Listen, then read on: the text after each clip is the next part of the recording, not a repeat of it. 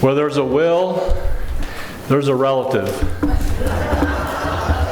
You can do a lot with that one. Am I right about that? No, the actual proverb I want to talk about is where there's a will, there's a way. It's got an interesting history. It dates all the way back to 1640. There was an English poet and priest named George Herbert who put together a collection of about 1,200 proverbs called, in English, it's called Darts of the Wise. And his collection contains a lot of well-known proverbs that we've all heard, but in many of them in an earlier form, such as, whose house is of glass must not throw stones at another. It's just a little different, right? All is not gold that glitters comes from his book. Help thyself, and God will help thee. And then my favorite, and I've seen this in my children and grandchildren a lot, and you may bring a horse to the river, but he will drink when and what he pleaseth. Now, included in that book is the following proverb. To him that will, ways are not wanting. To him or her that will, ways are not wanting. And that is the original version of the one that actually we don't see until 1822 in a magazine, which is where there's a will, there's a way. Now, we've heard this our whole lives, and the meaning is very obvious. If someone is determined to do something, he or she will find a way. Kind of fits the positive mental attitude movement that we heard years ago. If there are obstacles, they will find a way, regardless of what the obstacles are. If there's a will, they'll find a way. And I think this, in fact, is what the gospel lesson is about today. Jesus has the will to succeed, and because of that, he manages to find a way to do it. But first, he has to overcome some very difficult obstacles, and these are obstacles that really were particular to his situation, but can apply to us in various ways. So the 4th chapter of Matthew begins this way. Then, well, you know something came before that. Then Jesus was led up by the Spirit into the wilderness to be tempted by the devil. Well, what happened before? There's got to be something that preceded that with the word then.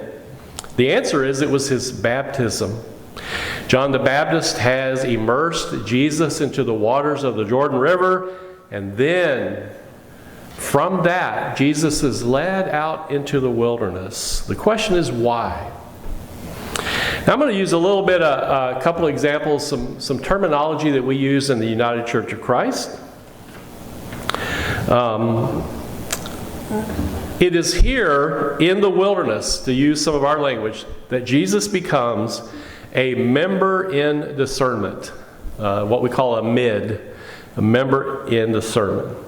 So as some of you may know, we have a mid in our midst today, which is Ryan over here, Ryan Richard. He's our newest member, and as you may have gathered by now, he is, I guess you call it a substitute interim music director, organist, pianist, all of that. Choir director, kind of does it all. And we are so happy that he was here very fortuitously, right? We needed somebody to step in, so he's here.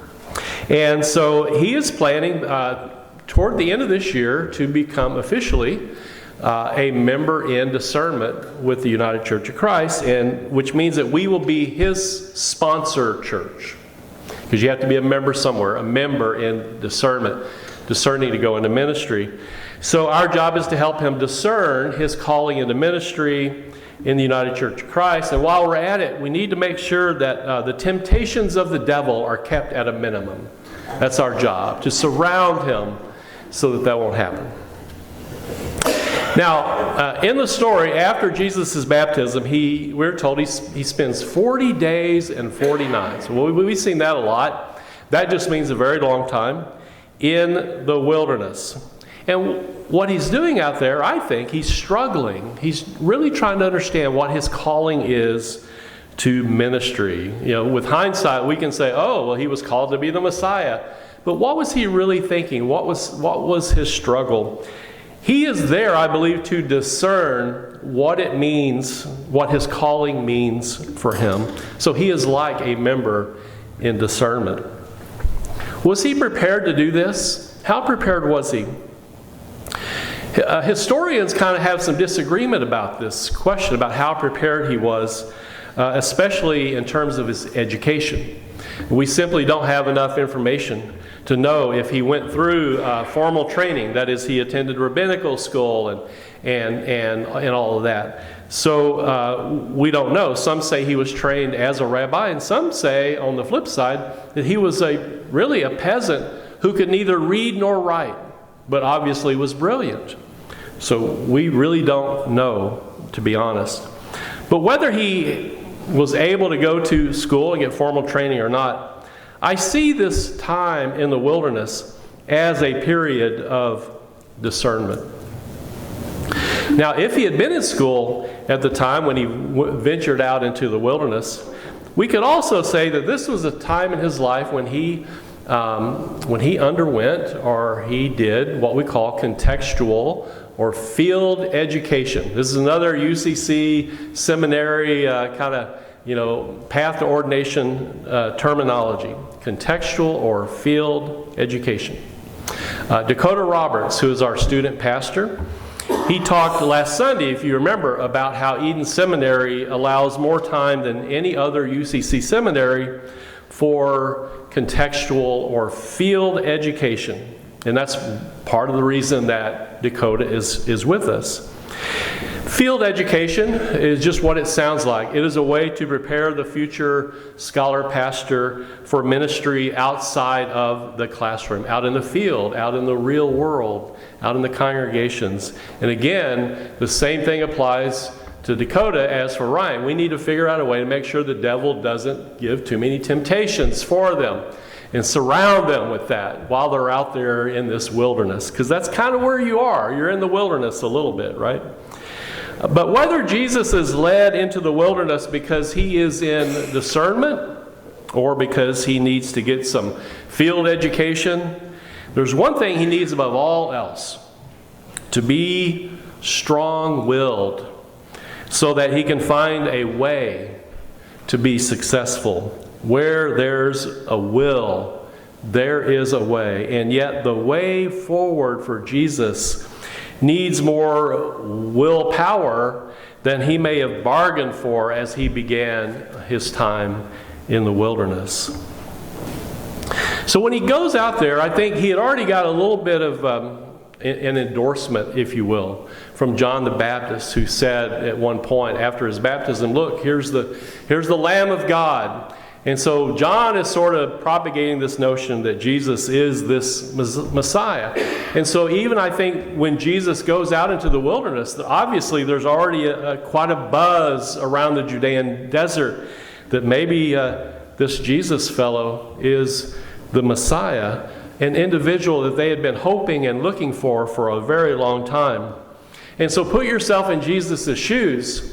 This is something he really needs to consider and think about a lot. And he needs to get away on his own, to spend some time by himself, in order to, as us baby boomers used to say, he needs to find himself. And so goes off into the desert. Unfortunately, there's no hotel in which he can check in, he can hide and hang around the pool with a couple of margaritas and have a little silent reflection time. There are no retreat centers with evening vespers and labyrinth walks. Nothing like that. All he can think to do at that moment, after he is baptized, is to go on what the Australians would call a walkabout. And so he does.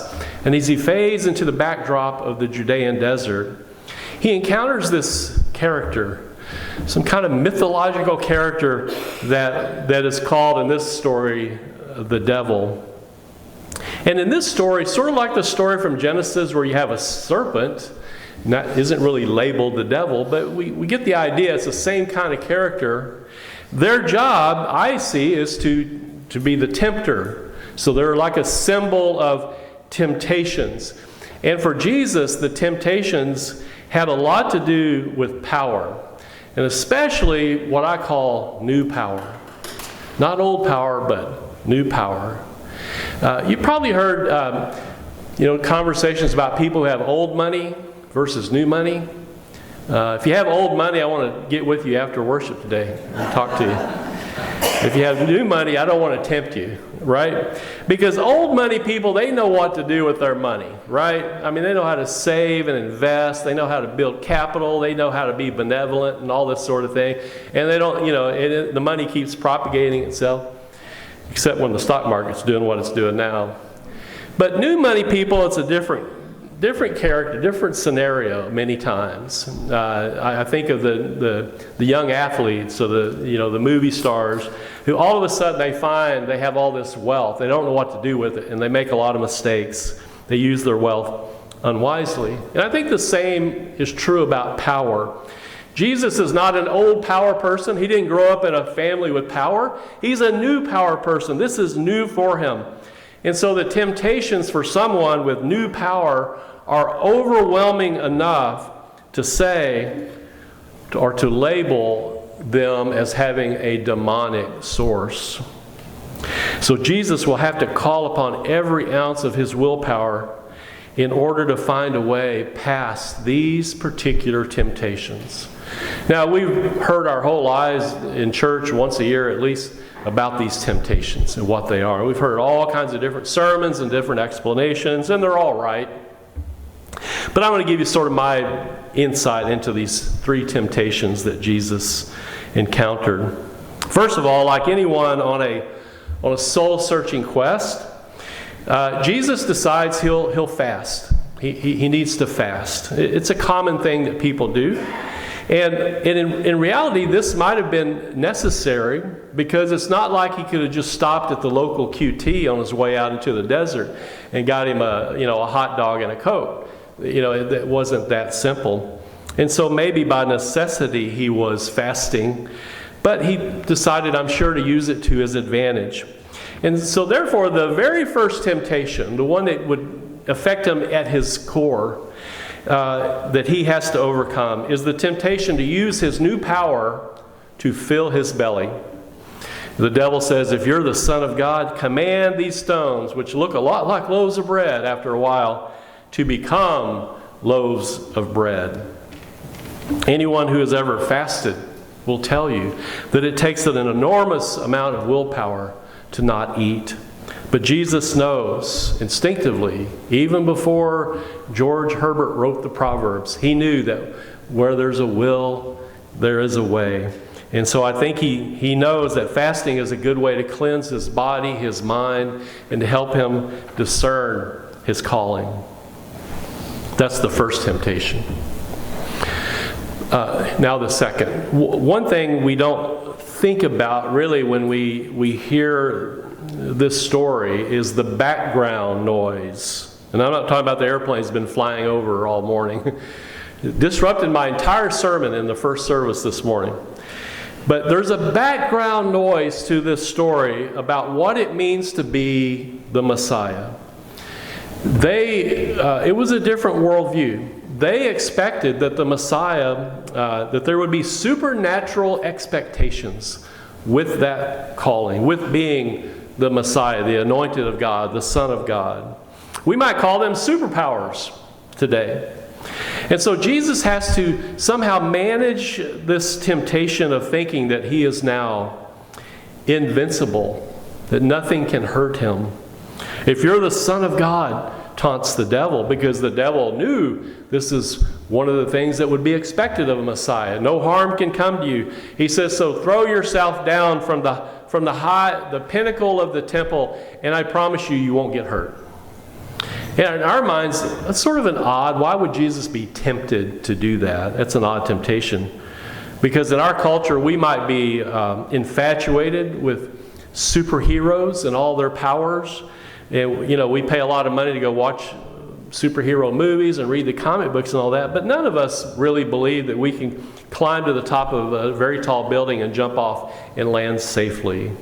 And thankfully, Jesus comes to the same conclusion. He didn't buy the hype, in other words. So that's the second temptation. The third is this. Because the common view of the Messiah in that time and place is that the Messiah would really be a king. We often use the term Messiah king. And because the Roman Empire was extremely oppressive to everyone, in particular Jesus' people, and because the buzz about his Messiah status was so strong, Jesus has to consider the possibility that he can take over the world. Because that's part of the resume of the Messiah. He could take over the world. And this is his third temptation. The devil takes him to a high mountain, and he has him look down below him. And he sees the kingdoms of the world and their splendor, and he promises them to him. But Jesus discerns that that kind of power would require him to sell his soul to the devil. And so thankfully he overcomes the temptation for world dominance. So those temptations sort of apply to us, but in different ways, on different levels, right? The point is, where there's a will, there is a way. And the message of this story for you and me is really as plain as the desert landscape. This is not easy. There's no coasting in a religious tradition that was at first called the way. The season of Lent, a season of wilderness wandering and heightened awareness of temptation, reminds us that, to use another overused cliche, when the going gets tough, the tough get going. We can't follow the way of Jesus unless we have a strong will to do so. We could phone it in, which is another overused cliche that basically means we can put forth little or no effort whatsoever and just let things happen. Things will be fine. But if we do that, then before we even become aware of what's happening to us, the temptations turn into obstacles that become too difficult to overcome. We need to remember that we are, like Jesus, we are the baptized. So let us emerge from our baptismal waters and journey through the desert of discernment and the wilderness of willpower.